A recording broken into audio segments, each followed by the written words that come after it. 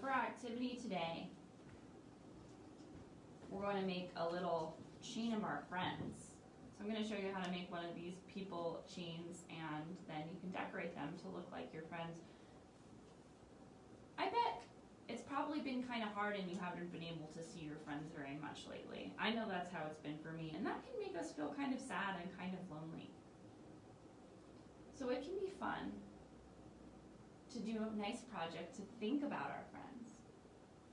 So we're going to make these little people paper chain dolls and decorate them to look like our good friends. So what you're going to need is a piece of stiff paper, like cardstock. Construction paper will do if that's all you have. A pair of scissors, a pencil, and then some decorative supplies, maybe some beads, markers, crayons, pipe cleaners, lace, stickers, really anything. You can get creative with how we're going to decorate our little people. So to make the people dolls,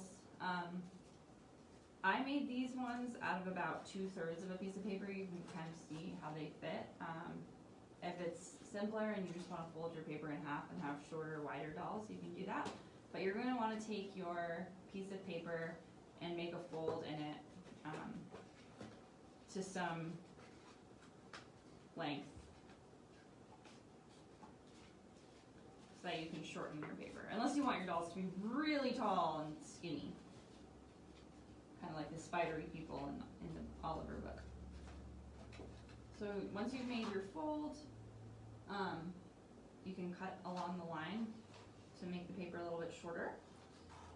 If your little one is cutting and they need a little more guidance, you could draw a line with a pencil across the paper for them to cut.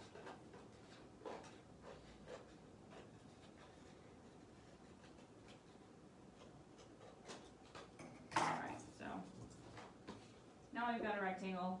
It's not perfect, but it'll do. So the next thing we want to do with this rectangle is make an accordion fold in the paper. So we can talk about what an accordion is. An accordion is an instrument that goes out and back in again. So we're not just going to fold it in half and then fold it in half again. But instead, the way that I like to do this is I do like to fold it in half one time, long ways. I guess not long ways, height ways rather. So we'll fold it in half.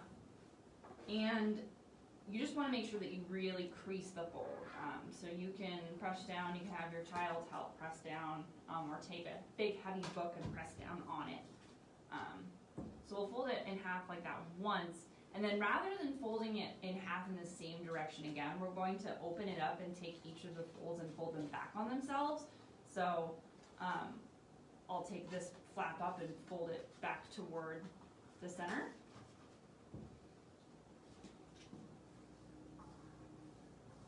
And again, we'll push down really hard to make that crease. So now we've got the first part of our accordion. Then on the back side, I'm also going to not fold that in the same direction as the other paper. I'm going to fold it in the opposite direction so that the end comes to touch the outside of the first fold.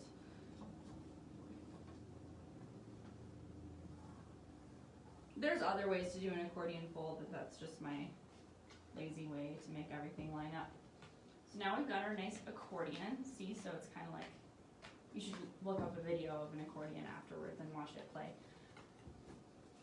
So you can stop here. Some people at this stage like to then put more folds in the middle of each of these panels and just draw half a person. But if you draw half a person, you might end up with fold lines in your people like this. So I'm recommending that you don't actually do half a person. You just draw a whole person. The most important thing at this point is when you're drawing your person is to make sure that the hands, the arms go all the way to the edge of the panel and the legs as well. Otherwise they won't connect to the next person in the chain. So do our best here to draw a little stick figure with the big head.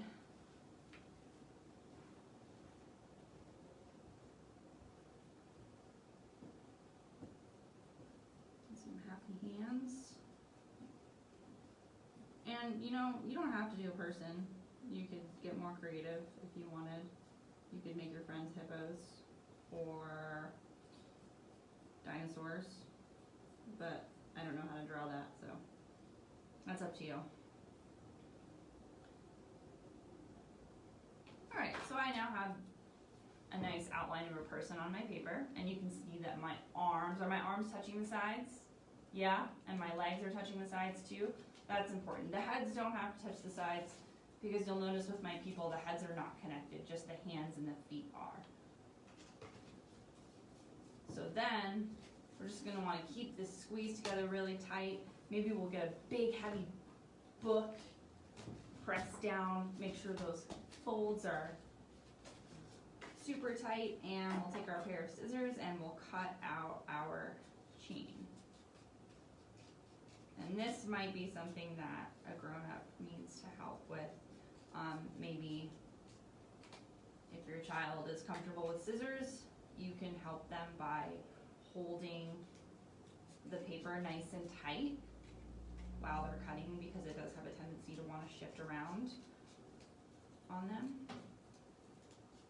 Or you can just let them try it. This is for learning after all.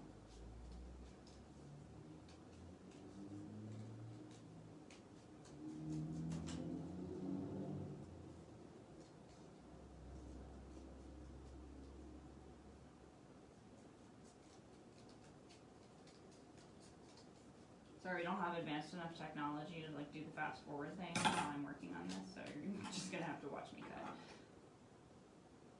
We're almost done. So let's talk about decorating these things. Once you've got your people cut out, which I'm about to do, you want to pull off the extra. And it's not uncommon for them to have little bits of extra stuff from the scissors shifting and stuff. So if you just want to take scissors and clean up, like this guy's got a bit of armpit fuzz right here, you can just clean up the little bits that didn't get taken out with the scissors. Now, if you happen to have access to a printer, one thing that can be really fun is to print out pictures.